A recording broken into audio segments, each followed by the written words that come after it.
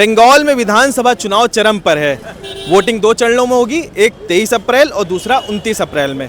लगभग माहौल एकदम चरम पे आ चुका है क्योंकि अमित शाह भी बिगुल फूंक चुके हैं और बिगुल ऐसा फूंका है कि ममता बनर्जी का बोल के ही विदा कर दिया। मतलब अमित शाह ने ये बोला है कि जनता ने ये मान लिया है कि ममता बनर्जी का विदा कन्फर्म है। चलिए जनता से जानते हैं कि क्या माहौल बन रखा है बंगाल के इस विधानसभा चुनाव में। क्या लग रहा है विधानसभा चुनाव में बंगाल में जो हो रहा है, क्या लगता है कौन जीतेगा? देखिए वहाँ लड़ाई जो है असरुद्दीन ओवैसी और बनाम भारतीय जनता पार्टी है। इससे ये क्लियर हो चुका है कि वहाँ लंबे समय तक वाम दल भी रहे, कम्युनिस्ट वाले भी रहे हैं और जो है 3-4 बार से ममता दीदी भी रही हैं। तो ममता जी भी जो रही हैं तो वहाँ की जनता परिवर्तन चाहती है क्योंकि बंगाल में मुसलमान है 40% और मुसलमान की बंगाल में ममता ने ठेकेदारी की है, उत्तर प्रदेश में अखिलेश ने ठेकेदारी की है और जो है बिहार में लालू प्रसाद ने ठेकेदारी की है। तो ये लोग जो है मुसलमानों से दरी बिछवाना चाहते हैं और अपना राज करना चाहते हैं। तो बिहार में तेजस्वी का आपने देख लिया, मुसलमानों ने क्या हाल कर दिया और वही हाल उत्तर प्रदेश में अखिलेश जी का होने जा रहा है और वही बंगाल में ममता का भी होने जा रहा है क्योंकि मुसलमान बिहार में 40% है और उत्तर प्रदेश में और बिहार में भी निर्णय, इसीलिए लालू प्रसाद मुलायम सिंह ने अभी तक शासन किया है। तो मुसलमानों ने अब ये तय किया है कि हमको दरी नहीं बिछाना है, हमको अपना मुखिया और नियुक्त ओवैसी को बनाना है। ममता जी का किला जो ढहने वाला है, ये बात सच हो रही है? किला ढह गया, बचा का सिर्फ 2 मार्च से 2 मई तक इंतजार है। अमित शाह बिहार गए हुए थे और बिहार में काफ़ी दिन रहे, अपनी रणनीतियों द्वारा चुनाव को जीता।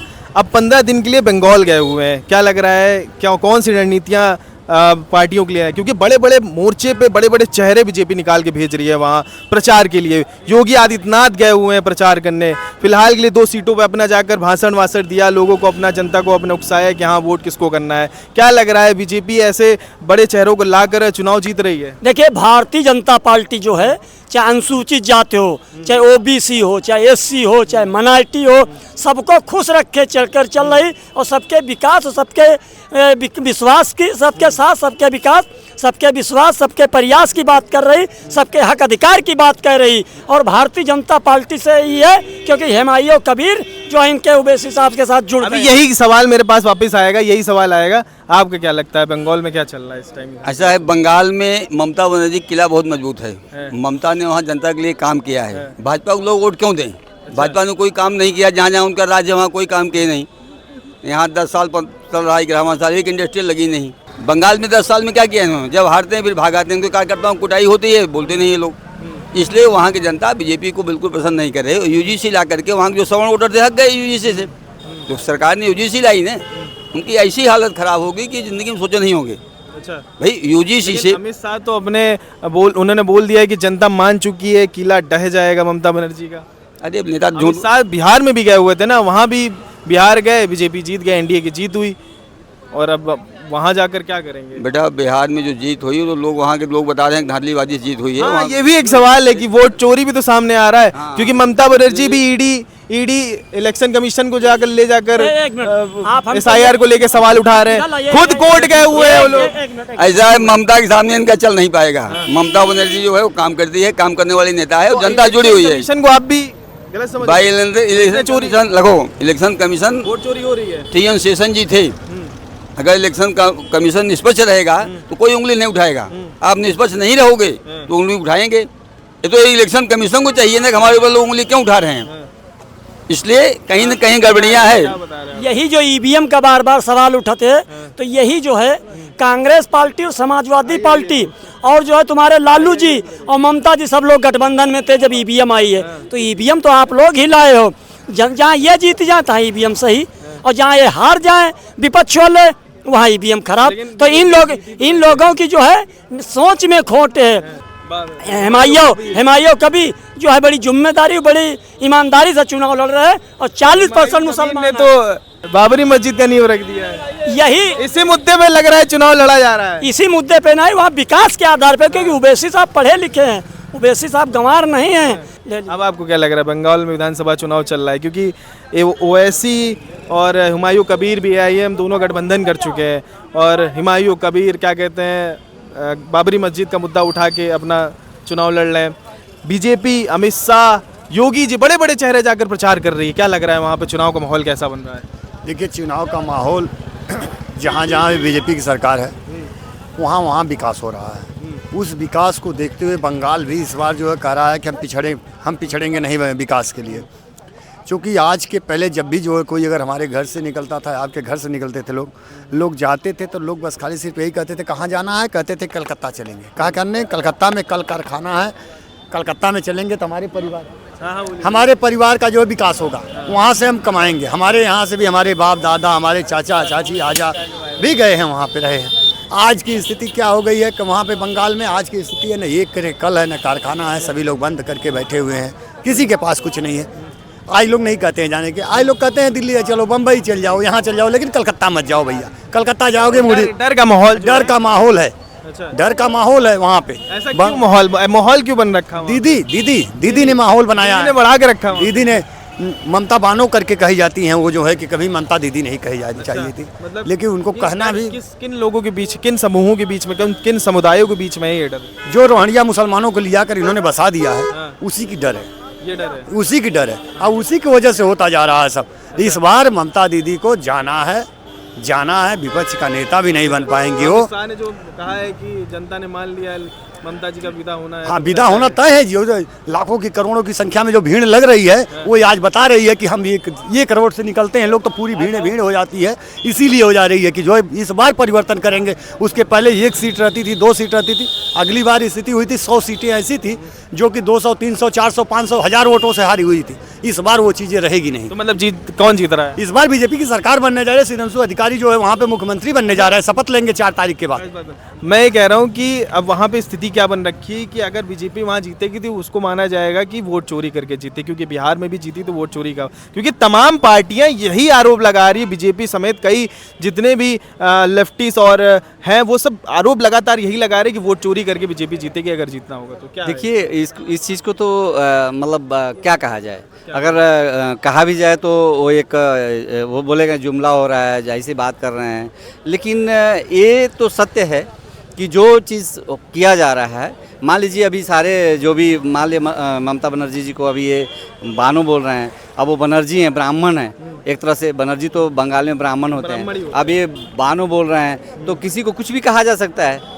बीजेपी किसी को कुछ भी कह सकती है। अच्छा। और बीजेपी के लोग किसी को भी बानो बना देंगे और किसी को यादव बना देंगे, किसी को भी ब्राह्मण बना देंगे। चलिए अभी बंगाल के उस पे आ रहे हैं मुद्दे पे, क्या लग रहा है? बंगाल का देखिए, बंगाल का ममता बनर्जी को हराना इतना आसान नहीं है। अच्छा। अगर ये सोच रहे हैं लोग कि ममता बनर्जी को हरा देंगे तो इतना इजी नहीं है। अगर ममता बनर्जी, क्योंकि ममता बनर्जी चारों तरफ से एक अकेला किला दिख रहा है, उधर से इनके चारों तरफ AIM, हुमायूं कबीर भी आ गए जो कि बाबरी मस्जिद का एक पॉइंट लेके चले आए, जिससे वो अपने वोट अपने तरफ खींच रहे हैं मुसलमानों के फैक्टर से।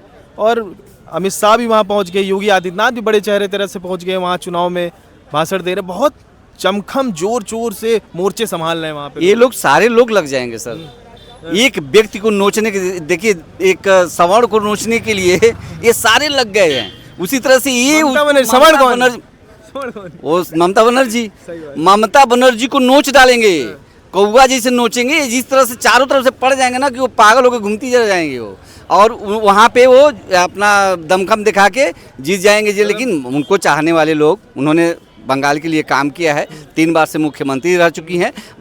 मैं हवा में बात नहीं कर रहा हूँ सर। अच्छा, एक मैं वो बात कह रहा हूँ, जैसे इन्होंने बोला कि वहाँ पे यहाँ से जैसे ये साउथ के लोग जब यहाँ से जाते हैं, अपने उत्तर प्रदेश से लोग उधर जाते हैं कोलकाता साइड, बंगाल के साइड, तो बहुत डर का माहौल बना रहता है। वहाँ के लोग थोड़ा सा परेशान हो जाते हैं वहाँ जाकर, ऐसा कुछ माहौल करा। सर देखिए, मैं एक मिनट रुके, मैं फौज में रहा हूँ सर। देखिए नेवी में हम हर जगह घूमे हैं, बंगाल भी घूमे हैं, साउथ इंडिया भी घूमे हैं, केरला भी घूमे, कहीं डर का भय नहीं है। बंगाल में मैं बहुत सालों तक रहा हूँ।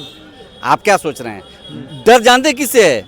बंगालियों से डर नहीं है सर, बंगालियों से डर नहीं है, डर बिहारियों से है। क्या बात? जो वहाँ पे बैठे हैं ना, बिहारी जो बैठे हुए हैं ना बंगाल में, और रोहिंग्या जो बैठे हुए हैं, रोहिंग्या तो यहाँ पे आपके देखिए दिल्ली में भी बैठे हुए हैं, आपके उत्तर प्रदेश में नहीं है रोहिंग्या क्या?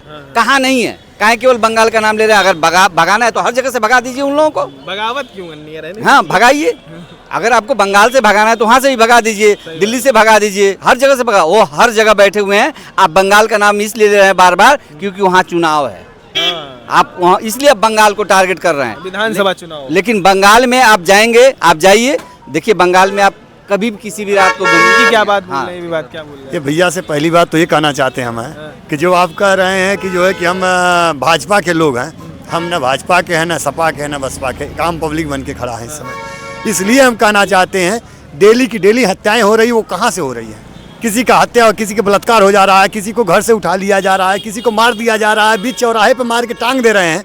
क्या बड़े भाई हमारे ये समझ में नहीं आ रहा है? ये देख नहीं रहे हैं या देख कर आँख पे काला चश्मा लगा कर बैठ गए हैं? ये बार बार कह रहे हैं कि भाजपा की आदत है। ये हम भाजपा की वजह से नहीं बोल रहे, हम ये कह रहे हैं कि स्थिति वहाँ की जो बनी हुई है, ये स्थिति आज की डेट में यही है कि दीदी को रहना नहीं है, दीदी को जाना है। क्योंकि दीदी नमाज पढ़ने के लिए टाइम है दीदी के पास, लेकिन दीदी के पास मंदिर में जाने के लिए टाइम नहीं है।